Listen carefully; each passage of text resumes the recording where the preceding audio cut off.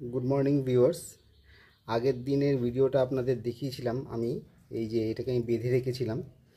অ্যাডেনিয়ামের যে ফলটা হয় সেটাকে আমি বেঁধে রেখেছিলাম। বেঁধে রাখার পর আমি কিছুদিন রেখে দেওয়ার পর দেখুন কি সুন্দর এটা শুকিয়ে গেছে একদম, এবং শুকিয়ে গিয়ে পুরোপুরি ফেটে গেছে। তো দড়িগুলো খুলে দিয়ে আমি অ্যাডেনিয়ামের বীজগুলোকে আজকে আপনাদের কীভাবে পুঁতবেন বা চারা তৈরি করবেন সেটা দেখানোর জন্যই আমি ভিডিওটা তৈরি করছি। প্রথমে দেখতে পাচ্ছেন এই যে এইভাবে যদি আমি এইভাবে যদি গাছে রেখে দিতাম তাহলে দেখতেই পাচ্ছেন যে এইভাবে তুলোর মতো কিন্তু এইগুলো ফেটে এইগুলো উড়ে যেত, বীজগুলো একদম তুলোর মতো হয়, হাওয়া দিলে পরেই কিন্তু উড়ে যাবে। তো সেই জন্যই বেঁধে রাখা। তো এইভাবে আপনারা প্রথমে একটা জায়গায় সমস্ত বীজগুলোকে আপনারা করে নেবেন, মানে বের করে নেবেন। এই যে বের করে নিলাম আমি, দেখেছেন কিভাবে থাকে। তো এইভাবে আপনারা বের করে নেবেন। ভিডিওটা দেখতে থাকুন। আমি এক হাতে ভিডিওটা করছি বলে আমার একটু অসুবিধা হচ্ছে, আর জানি আপনাদেরও একটু সময় অসুবিধা হচ্ছে। তো জাস্ট আপনাদের দেখানোর জন্য দেখুন এই পাশেরটাও সেম। তো প্রথমে আমি একদিকটা করে আমি একটা দিক দেখিয়ে নিই আপনাদের, তারপরে আপনাকে পুরোটা বের করে আপনাদের দেখাচ্ছি। তো এইভাবে এক একটা বীজ ধরে দেখতে পাচ্ছেন মাঝখানে বীজটা রয়েছে আর দুপাশে তুলোর মতো রয়েছে। এটা কি করবেন, এই পাশ থেকে এই তুলোগুলোকে ছিঁড়ে দেবেন। একটু ছিঁড়ে দিলে আপনারা এই যে বীজটা আপনারা পেয়ে যাচ্ছেন। ঠিক আছে, এইভাবে প্রত্যেকটা থেকে আপনারা বের করে নেবেন। আমি সমস্তটা বের করে আপনাদের দেখাচ্ছি। তো বন্ধুরা, এই যে তুলোগুলোকে আলাদা করে ফেলেছি বীজের থেকে, আর এই যে বীজ, এই কটা বীজ বেরিয়েছে আমার। ঠিক আছে, তো কোনো বীজ কিন্তু খুব একটুখানি দেখবেন আপনার মোটা মোটা লাগবে, আবার কোনো বীজ একদম মনে হবে ফাঁপা। এই যেরকম এই বীজটা যেমন দেখতে পাচ্ছেন, এই বীজটা একদম মনে হচ্ছে ফাঁপা, এর ভেতরে কিছুই নেই। ওরকম কিছু করার নেই, এখন এমনি ফেলবেন না। এই বীজটা যেমন সরু, খুবই সরু লাগছে দেখতে। তো এইভাবে বীজগুলো আপনারা ফেলবেন না, যা আছে সব কটাকেই আপনারা মাটিতে দিয়ে দেবেন। এবার কীভাবে মাটিতে দেবেন যাতে আপনারা ভালোভাবে চারাগুলো পেতে পারেন, সেটাই আমি আপনাদের আজকে দেখাবো। তো প্রথমে বন্ধুরা, আমি প্রথমে যে বাটিটায় আমি আগে দেখিয়ে নিই। এই যে প্রথমে আমি যে অ্যাডেনিয়ামের চারাগুলো বানিয়েছিলাম, দেখুন কি সুন্দর আমার অ্যাডেনিয়ামের চারাগুলো বেরিয়েছে।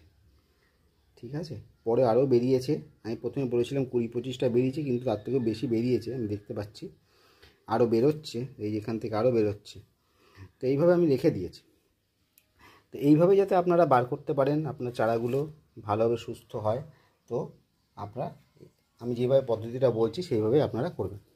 তো প্রথমে আমি বালি আর মাটি, ঠিক আছে, বালি মাটি এই দুটো একসঙ্গে মিশিয়ে, মোটা দানার বালি ইউজ করবেন, বেশি একদম গুঁড়ো দানাটা ইউজ করবেন না, ওটা মাটিটাকে ঠিকভাবে ধরে রাখতে পারবে না। তো প্রথমে মোটা দানার বালি, এই যে আমি যেরকম মোটা দানার বালি ইউজ করেছি, এরকম মোটা দানার বালি আপনারা ইউজ করবেন। এটা প্লাস মাটি আপনারা এখানে প্রথমে বিছিয়ে নেবেন। ঠিক আছে, বেছানো হয়ে গেলে এরপরে আপনারা আবার এর উপরে একটা বালির লেয়ার দেবেন। দেখুন দিচ্ছি, মাটির ওপরে ডাইরেক্ট কিন্তু বসাবেন না। আবার বলছি, মাটির ওপর ডাইরেক্ট কিন্তু বসাবেন না। এতে কি হবে, অনেক সময় কিন্তু বীজগুলো পচে যাওয়ার সম্ভাবনা থাকে, যেহেতু ডাইরেক্ট মাটির টাচ পায়। ঠিক আছে, জানেন এমনি যে অ্যাডেনিয়াম কিন্তু একটু মরুভূমি জাতীয় গাছ, তো সেটাকে আমাকে বজায় রাখতে হবে। তো আমি একটা সুন্দর একটা লেয়ার তৈরি করে দিলাম মাটির উপরে। ঠিক আছে, এই মাটি আছে নিচে, তার উপরে আবার বালি, মোটা দানার বালি ইউজ করবেন। আবার বলছি, এইবার আমি এর মধ্যে এই অ্যাডেনিয়ামের বীজগুলোকে আস্তে আস্তে ছড়িয়ে দেব। একটু খেয়াল রাখবেন যাতে বীজগুলো একটু আলাদা আলাদা থাকে। ঠিক আছে, এইভাবে আপনারা অ্যাডেনিয়ামের বীজগুলোকে ছড়িয়ে দেবেন। সব গাছ হবে না, তো এমন কোনো এই যে যেমন এই যে কালো গাছগুলো, কালো বীজগুলো দেখতে পাচ্ছেন সরু সরু, এগুলো হওয়ার চান্স খুবই কম। যেগুলো একটু মোটা আর পুষ্ট লাগছে সেগুলোই কিন্তু হওয়ার চান্স 99%।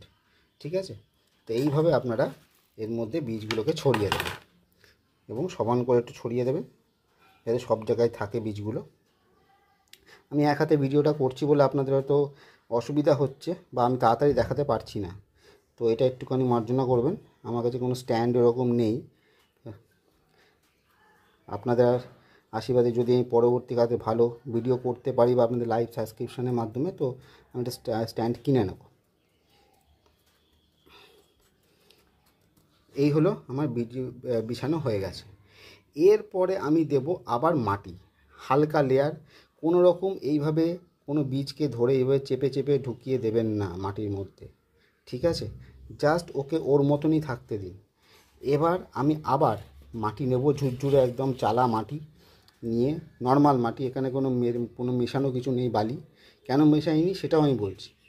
এইভাবে উপরে আপনারা ছড়িয়ে দেবেন, চাপা দিয়ে দেবেন। কোনো রকম প্রেশার দিয়ে মাটিতে বীজগুলোকে বসাবেন না, ঠিক আছে? এই দিয়ে দিলাম, ধীরে ধীরে যাতে সব চাপা পড়ে যায়, কোনো রকম দেখা যায় না, যাতে না যায়। একটু মোটা দিতে হবে লেয়ারটা। নিচে বালি আছে, আমার কোনো অসুবিধা নেই। একদিকে উপরে মাটি আছে, নিচে বালি আছে, তার নিচে আবার মাটি বালি রয়েছে। এতে কি হবে, জলটা উপরে জমলেও নিচে জমবে না, বালি দিয়ে বেরিয়ে যাবে, তাতে বীজ নষ্ট হওয়ার চান্স অনেক কমে যাবে। এই জন্যেই আমি এইভাবে দিতে বলছি। আমি এইভাবে ফল পেয়েছি, তাই আপনি দেখাচ্ছি। আমার বীজগুলো উপর থেকে কভার হয়ে গেছে, ঠিক আছে? এবার এর ওপরে, যেটা এখানেও দেখতে পাচ্ছেন যে এর ওপরে কিন্তু আবার আমি মোটা দানার বালির লেয়ার দিয়েছি, সেটা আমি এখানেও দেব, ঠিক আছে? আপনারা দেখতে থাকুন। এখানে বালি দেওয়ার কারণটা কি, অনেকে প্রশ্ন করতে পারেন বালি দেওয়ার কারণটা কি। উপরে মাটি তো চাপা দেওয়াই হয়ে গেছে। বালি দেওয়ার কারণ হচ্ছে, যখন আমি আবার এখানে জল দেব, তখন যাতে মাটিটা সরে না যায় বীজের থেকে। প্লাস বালিটা কিন্তু নিচের মাটিকে শুকাতে দেবে না চট করে, তা রোজ জল দেওয়ার প্রয়োজনও আমার পড়বে না।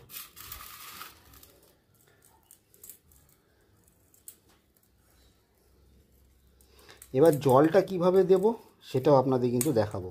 এটা কিন্তু জলটা ওইভাবেই দেবেন, একবারে কিন্তু মগে করে জল দিয়ে দেবেন না, ঠিক আছে? তো দেখতে থাকুন পুরো ভিডিওটা।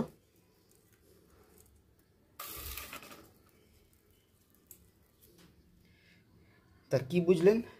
প্রথমে বালি আর মাটি একসঙ্গে মেশানো, সেটা দেবো লেয়ার। তার উপরে আবার একটা বালির হালকা লেয়ার দিয়ে তার উপরে আমি বীজগুলোকে ছড়াবো। ছড়িয়ে তারপরে মাটি, নর্মাল মাটি দিয়ে আমি চাপা দেব। চাপা দেওয়ার পরে আবার আমি বালি, মোটা দানার বালি ইউজ করবেন, এটা দিয়ে আবার আমি একটা লেয়ারিং করে দিলাম। এবার আমি এটাকে জল দেব। ভিডিওটা দেখতে থাকুন। বন্ধুরা, আমি জল দেওয়ার যে ব্যাপারটা বলছিলাম, সেটার জন্য আমি কিন্তু এখানে একটা স্প্রেয়ার ব্যবহার করব। আপনারা নর্মাল হ্যান্ড স্প্রেয়ার ইউজ করতে পারেন বা এরকম প্রেশার স্প্রেয়ারও ইউজ করতে পারেন, যেটা আপনার সুবিধা হয় বা যেটা আপনাদের কাছে আছে। আমার কাছে প্রেশার স্প্রেয়ার রয়েছে। তো এইভাবে আমি জল দেব, ডাইরেক্ট কিন্তু জল দেব না। এইভাবে ধীরে ধীরে আস্তে আস্তে প্রত্যেকটা জায়গা ভিজিয়ে দেব। এতে কি হবে, আমার মাটি বালি কিছু নড়বে না, কিন্তু ভিজবে।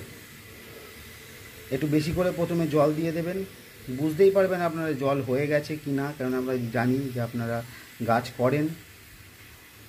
তো এইভাবে ধীরে ধীরে আপনারা কিন্তু জল দেবেন। দেখুন কি সুন্দর মাটিটা আস্তে আস্তে ভিজছে, কোনো কিছু নড়ছে না, কোনো প্রেশার নেই।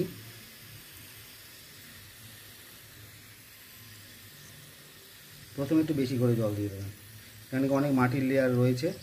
ব্যাস, আমার হাওয়া বেরোতে শুরু করেছে নিচের থেকে, তো তার মানে নিচে আমার জল চলে গেছে, ঠিক আছে? এইভাবে আপনারা এটাকে সেমি শেড এরিয়ায় রেখে দেবেন, যেখানে বেশি রোদও না পড়ে। রোদ না পড়লেই হয়, শুধুমাত্র আলো ভালো থাকলেই হবে। এইভাবে আপনারা, এই যে পুরো ভিজে গেছে, কোনো বেশি মগে করে বা অন্য কিছু জল দিলে কী হবে, বীজগুলো খুবই হালকা, যেটা আপনার জলের সঙ্গে উপরে ভেসে আসতে পারে। এইভাবে জল দিলে পরে আপনাদের সুবিধা হবে এবং চারাগুলো বেরোতেও মানে ভালোভাবে চারাগুলো বেরোবে। এই রকম অবস্থায় আমি আপনাদের এটাকে সেমি শেড জায়গায় রেখে দেবো। তা আশা করি ভিডিওটা আপনাদের ভালো লেগেছে। এরপর যখন এর থেকে চারা বেরোবে তখন আমি আপনাদের দেখাবো। তো আশা করি ভিডিওটা লাইক করে দেবেন, আমাকে সাহায্য করবেন এগিয়ে যাওয়ার জন্য। Thank you.